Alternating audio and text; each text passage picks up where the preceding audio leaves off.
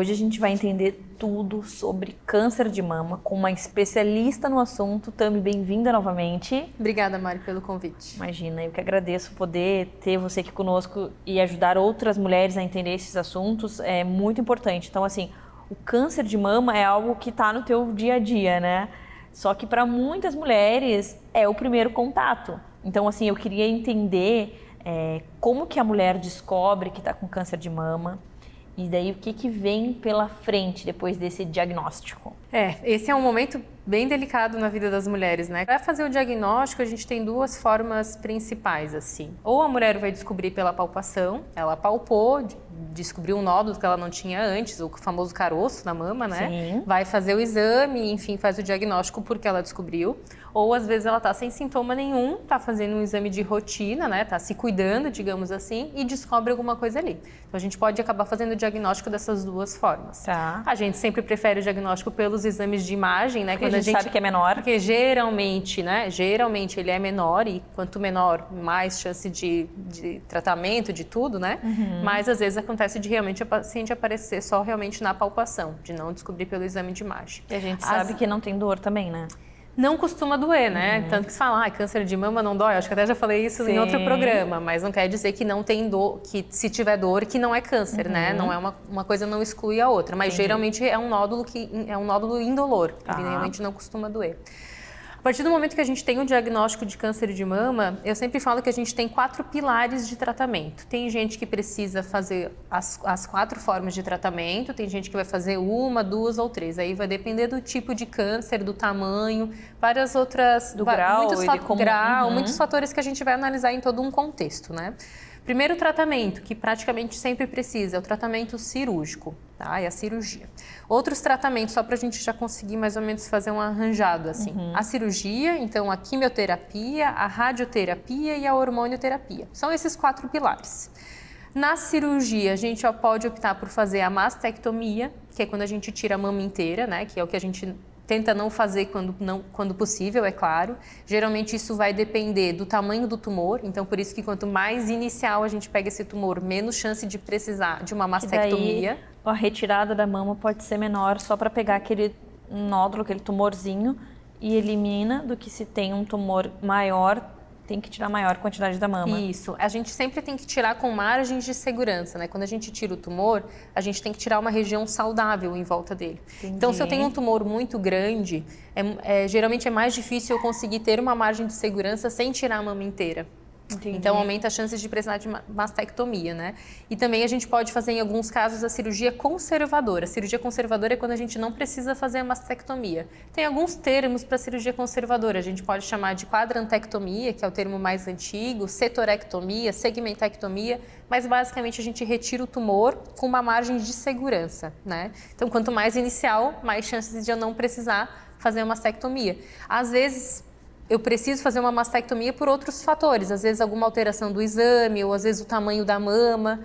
Se eu tenho um tumor, às vezes, que não é tão grande, mas a mama é muito pequena, às vezes eu também não consigo obter uma margem de segurança. Então, isso também pode influenciar. Outro tratamento que a gente faz, outro pilar do tratamento ali, né, é a quimioterapia. A quimioterapia não são todos os casos de câncer de mama que é necessário fazer a quimioterapia, mas alguns casos, principalmente os mais avançados, é necessária a quimioterapia. Que é aquela que cai o cabelo. Que geralmente cai o cabelo, né? Que é uma das maiores parêntese. Eu estar com câncer de mama, não necessariamente vou precisar ficar sem cabelo. Só ficarei se eu precisar fazer a quimioterapia. Exatamente. Isso? Entendi. Exatamente. Muitos Posso casos fazer não cirurgia, precisa. ir para rádio e daí não vou perder o cabelo. Mas no momento em que o profissional diz que eu preciso fazer quimioterapia, aí que vem o cabelo. Geralmente sim, tá? Entendi. Não é todo mundo que faz quimioterapia que tem queda de cabelo, mas a grande maioria, tá? E isso também depende um pouco do tipo de quimioterapia. Tem algumas quimioterapias que não caem o cabelo, mas o mais comum para câncer de mama, para a gente conseguir a cura, cai o cabelo. É o mais comum.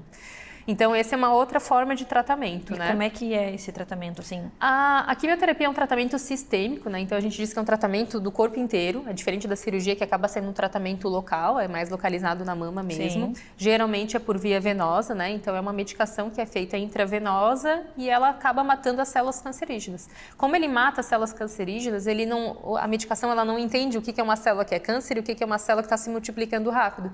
Então, a quimioterapia ela acaba afetando as células que se multiplicam rápido, Que são que é o saudáveis câncer também. e algumas outras células saudáveis. Entendi. E por isso que quem faz a quimioterapia pode ter aqueles sintomas de náusea, vômitos, às vezes a queda de cabelo, que é uma célula que se multiplica rápido no nosso cabelo. Então, por isso que tem esses efeitos colaterais. Entendi. Mas para ele poder combater as células que se multiplicam mais rápido, que é o câncer, geralmente, ele acaba junto trazendo esses efeitos colaterais para o paciente. Entendi. São efeitos bem ruins, né? Lógico. É bem indesejado, mas uma coisa leva a outra, período, né? A gente... Pra tu ter a certeza de que aquelas células... É temporário, né? Sim. É temporário. É difícil, mas é temporário. Sim. Outro pilar de tratamento é a radioterapia. Então, sempre que a paciente tem câncer de mama e não retira a mama inteira, não faz a mastectomia, ela precisa fazer a radioterapia. A radioterapia é o que permite a gente não precisar tirar toda a mama. Então, a radioterapia é um tratamento localizado, é uma radiação local mesmo na mama, ou às vezes na mama e na axila, que ajuda a diminuir a chance de retorno da doença, né? Então, é um tratamento bem importante. E o último pilar de tratamento é a hormonioterapia. Então, alguns tipos de câncer de mama, eles são hormonais, eles têm receptores de hormônio presentes no tumor. Então, quando eu tenho receptores de hormônio presentes, eu preciso bloquear esses hormônios de alguma forma. Então, a gente usa um remédio que a gente chama de hormonioterapia, tem vários tipos, na verdade, mas o efeito dele na mama é de bloquear os hormônios que poderiam ajudar a estimular o tumor. Então, esse remédio a gente pode usar aí por 5 ou 10 anos para diminuir a chance de recidiva do tumor. Então, por exemplo, se a gente faz um diagnóstico de câncer bem inicial, geralmente eu consigo fazer uma cirurgia conservadora, eu não preciso tirar a mama inteira. Muitas vezes eu não preciso de quimioterapia. Eu faço a radioterapia depois, porque eu não tirei a mama inteira, então sempre que tem câncer de mama e não faz a mastectomia, a gente faz a radioterapia e faz uma hormonioterapia depois. E se eu fizer a quimio, eu preciso fazer a rádio? Uma coisa não depende da outra. Se o câncer, às vezes nos cânceres mais agressivos, geralmente eu posso precisar fazer as duas coisas, tanto a quimioterapia quanto a radioterapia. O que define mais a radioterapia é assim, se eu não tirei a mama inteira, eu tenho que fazer radioterapia. Se eu tirei a mama inteira, eu posso ou não precisar de radioterapia. Entendi. Mas a quimioterapia aí são outros fatores que a gente avalia, Claro. para ver se é necessário ou não. Então, a ideia é quanto mais inicial, melhor, né? Quanto mais inicial, menos chance de eu precisar fazer uma mastectomia, menos chance de eu precisar de uma quimioterapia e mais chance de cura. Essa é a nossa ideia com o diagnóstico precoce. Por isso se fala tanto em se tocar nas campanhas lá do Outubro Rosa para as mulheres fazerem o exame, se fazer tocarem. a mamografia, né? Exatamente. Esse é o principal. Que é justamente para ter um câncer, se tiver, no início e poder... ter um tratamento menos agressivo e mais eficaz. Outra coisa também que eu acho que é importante é a questão psicológica junto, atrelada a todos esses procedimentos, porque com certeza oscila, altos e baixos. Exatamente. E um psicólogo ali junto nesse processo acho que é fundamental também para deixar aquela mulher com força para seguir o tratamento, porque a cabeça também ajuda, né, também. Super importante, é super importante. É claro que às vezes a gente tem um suporte familiar muito bom, então tem muitos familiares que ajudam, porque acaba a família fica doente junto, né? Lógico, sem dúvida. O diagnóstico ele é da família, todo mundo fica sofrendo junto com o diagnóstico. Mas a família, por mais que ajude, por mais que queira muito ajudar, às vezes não tem as mesmas artimanhas de um psicólogo. Ele ajuda a passar por esse momento de uma forma muito mais fácil. Então, o acompanhamento multidisciplinar, ele é super importante. Sempre que possível, deve sim fazer acompanhamento com o psicólogo junto. Ajuda. Nossa, obrigada por dividir tanto conhecimento, por explicar para quem está nos assistindo um pouquinho sobre o teu trabalho e sobre como enfrentar o câncer de mama e o que uma mulher que foi diagnosticada com câncer de mama tem pela frente. Muito obrigada mesmo. Espero que quem está nos assistindo também tenha se inteirado desse assunto que é tão importante, que acomete tantas mulheres no mundo, né? Eu ia dizer no Brasil, mas a gente sabe que é no mundo inteiro, né? Obrigada, Tami. Até a próxima. Até. Você conhece a Dr. Kids? A Dr. Kids é um serviço inovador de atendimento pediátrico que atende seu bebê na segurança da sua casa, no conforto do seu lar, de maneira rápida, humanizada e eficiente. Com apenas alguns cliques, você localiza e aciona o pediatra mais próximo de sua casa. Baixe já o aplicativo para iOS ou Android e chame seu Dr. Kids. Dr. Kids, cuidando do que você tem de mais precioso.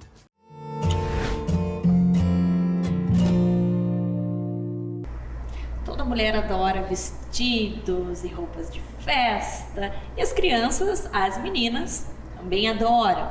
E sabendo disso, a Carol e a Victoria da Baby Boom oferecem para nós, além dos brinquedos, a oportunidade de locação desse tipo de peça, então, de vestidos para festa e fantasias. Conta um pouquinho para nós, Carol, de onde veio essa ideia de ajudar as mamães com essa questão, porque a gente sabe que um vestido bonito para festa é muito caro, e aí acaba usando uma vez, porque a gente não, como nós não gostamos de repetir looks, as menininhas também não gostam, então acaba que às vezes as mães não querem investir num valor tão alto numa roupa para uma festa, para um dia. Daí vocês tiveram a ideia de alugar roupas para as meninas.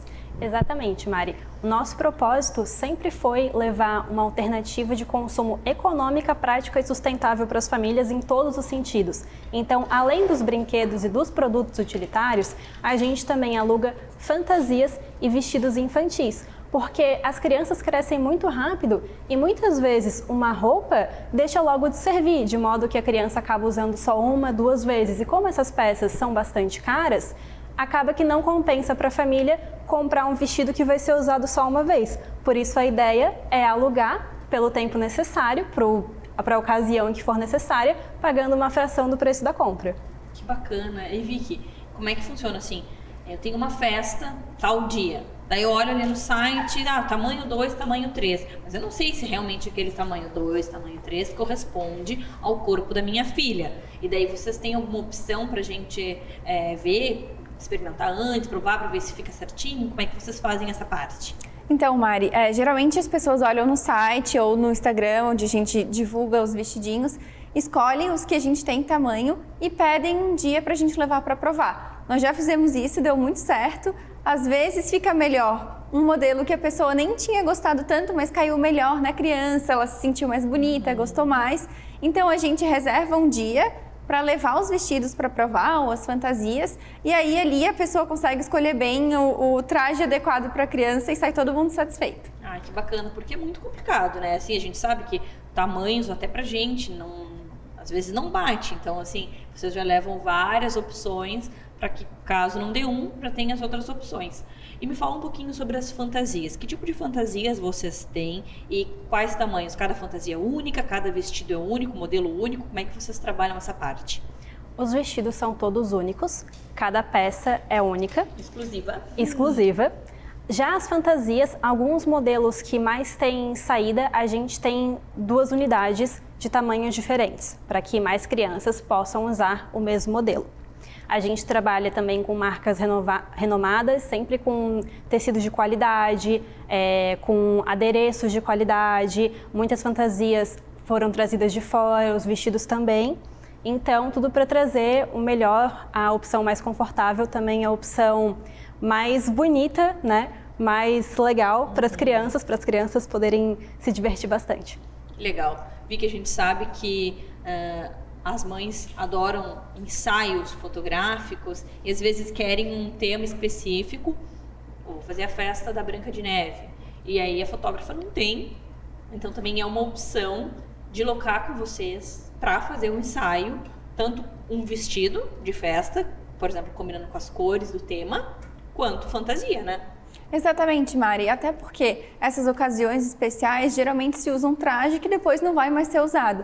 Ou um vestido muito especial, muito arrumado, ou uma fantasia que vai marcar muito, vai ser muito lembrada e a criança depois não vai querer usar de novo. Então é bem legal essa opção de alugar só para a ocasião, depois devolver, não precisa ficar naquela obrigação de ter que usar a peça de novo, não tem mais ocasião e tem lá uma peça cara, boa, sem uso e que foi vista e foi usada só uma vez. Verdade. Então, por isso também a gente optou por alugar esses produtos que também têm uma vida útil muito curta nas famílias, já que se usa pouco e vale a pena alugar. É verdade. E assim, batendo naquela tecla da higienização, do medo dos pais, principalmente quando se fala em coronavírus, como é que funciona? Vocês lavam antes de colocar no site novamente disponível? Como é que essa parte? Todas as nossas peças são higienizadas com passador a vapor, por serem peças muito delicadas. Essa é a melhor maneira de higienizar, ter uma higienização de qualidade, realmente deixá-las limpas, sem correr nenhum risco de danificar a peça ou alguma parte dela, porque muitos tecidos são delicados, muitas peças têm adereços, têm enfeites mais delicados, que não é interessante colocar na máquina ou lavar à mão. Por isso que a gente higieniza todas as nossas peças com passador a vapor antes e depois de cada uso. As peças são entregues no cabide, na capinha plástica, para que a família possa pendurar. Não tem necessidade de a família precisar limpá-la, lavá-la, porque a gente já faz todo esse procedimento.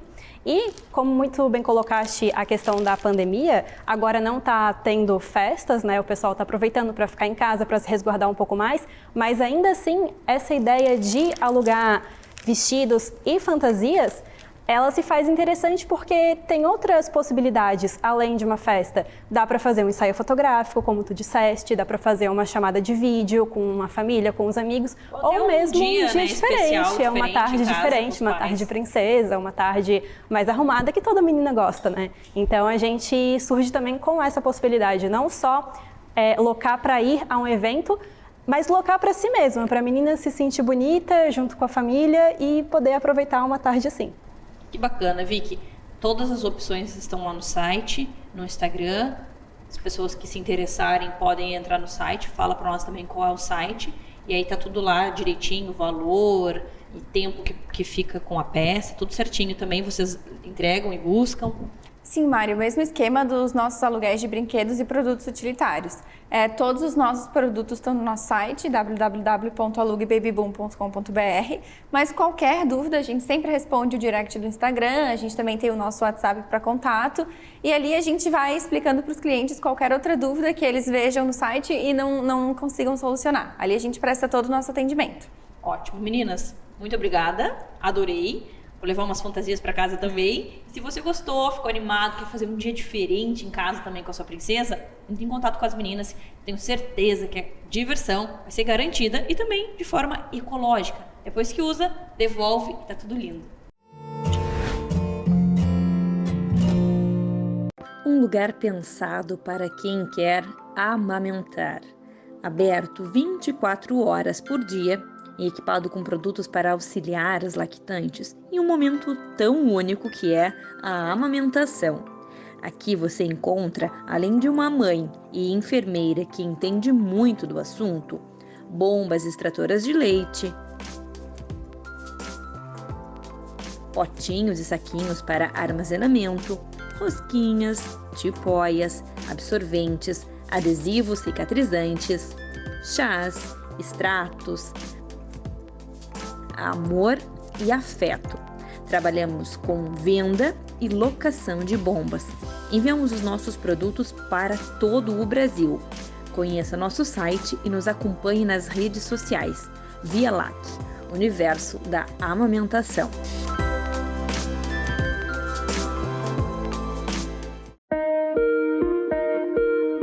O cardiologista pediátrico, ele avalia crianças cardiopatas com problemas severos no coração ou crianças que têm um coração absolutamente normal e passam por algum momento de alteração de ausculta fisiológica durante a infância. Entretanto, é necessário o diagnóstico diferencial para ver se realmente está tudo normal. Os cardiopatas que a gente acompanha, muitas vezes já começamos a acompanhar desde o período de recém-nascido ao longo da vida. Períodos pré- e pós-operatório. O cardiologista pediátrico também avalia as gestantes, os fetos, o coraçãozinho dos fetos, numa idade gestacional a mais adequada, entre 24 e 28 semanas. Avaliamos a morfologia, a anatomia do coração, a função do coração, e nesse exame já se pode fazer o diagnóstico de cardiopatias e programar nascimento do bebê em algum local específico que possa vir a ser necessário.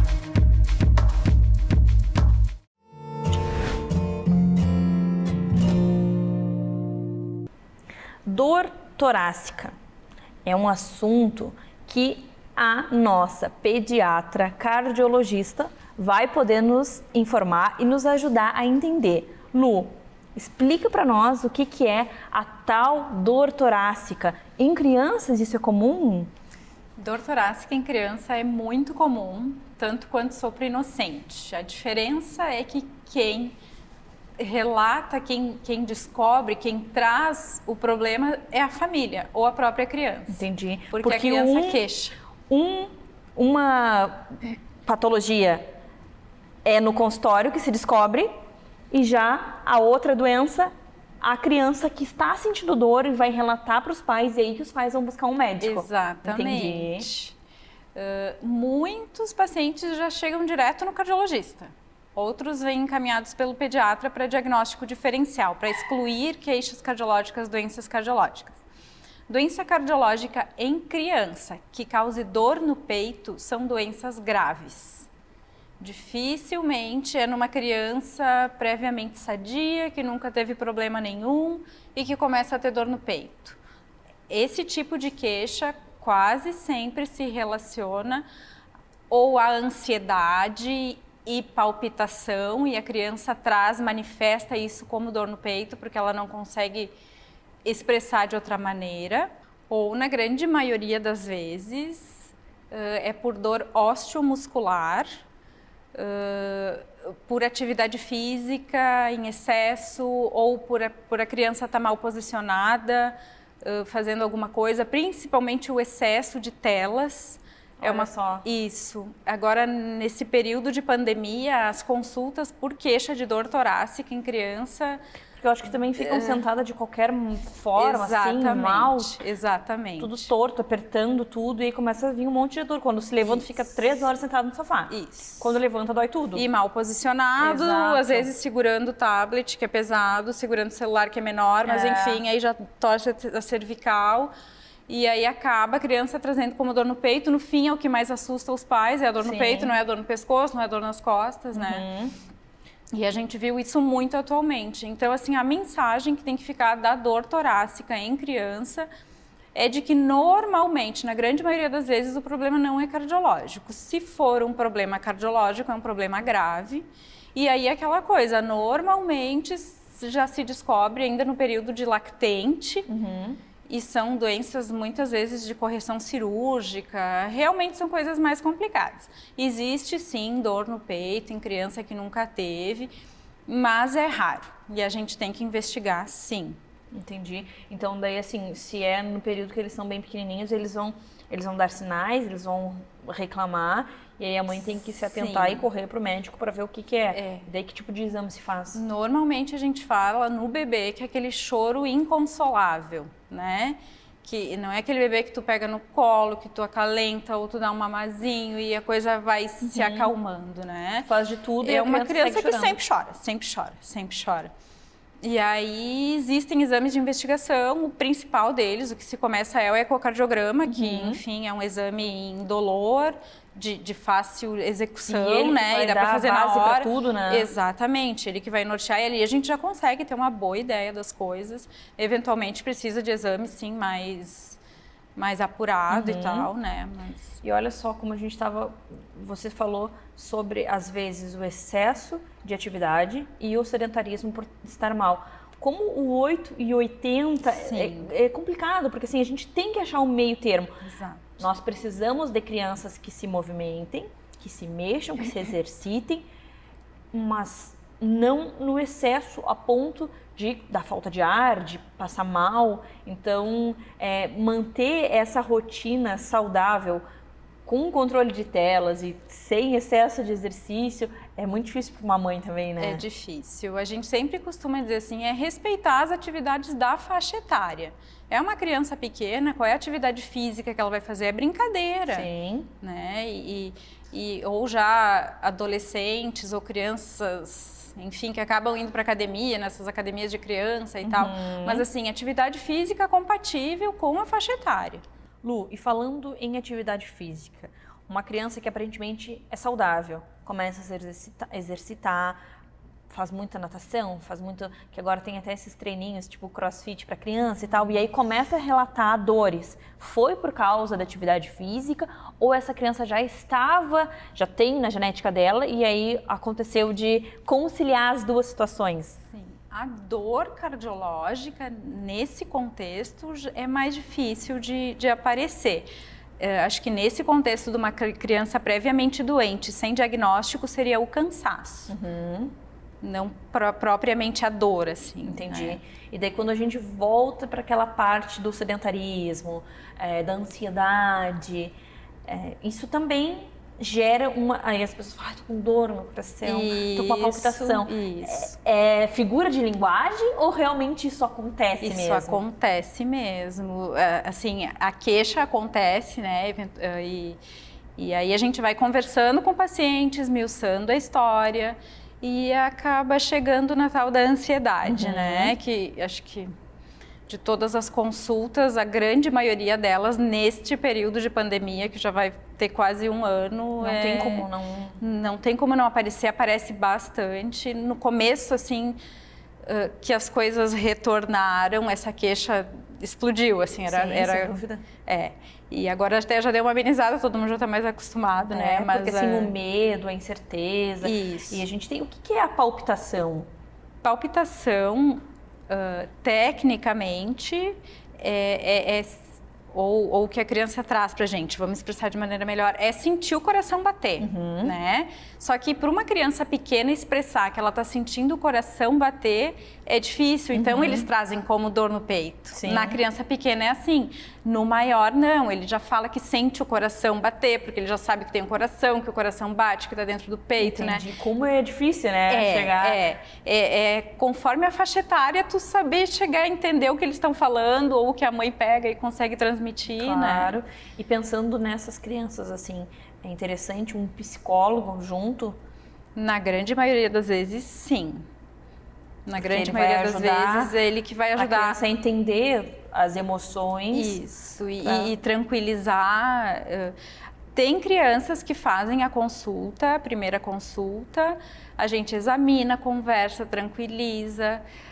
E aí a gente, na reconsulta, a queixa já sumiu. Olha só, porque era algo mais psicológico mesmo. Assim, e algumas sensações. crianças assim já se resolve, né? Entendi. Isso já contenta elas, digamos assim. Claro. Mas algumas em que a queixa persiste, a gente acaba sim encaminhando para o psicólogo.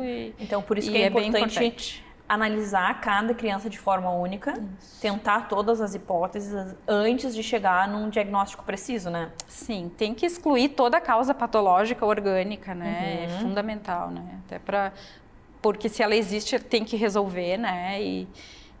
Mas sempre pensando no lado emocional, eu acho que é fundamental isso. Lu, adorei. Obrigada por dividir conosco tanto conhecimento, tantas informações. E para as nossas mamães de plantão com crianças palpitantes, agora você já tem mais embasamento, já entende um pouquinho mais do assunto, mas é claro, lembrando que sempre, se ficar qualquer dúvida, nós temos a doutora Lu para nos ajudar a entender melhor sobre os nossos corações. Obrigada, querida. Obrigada, até a próxima. Até.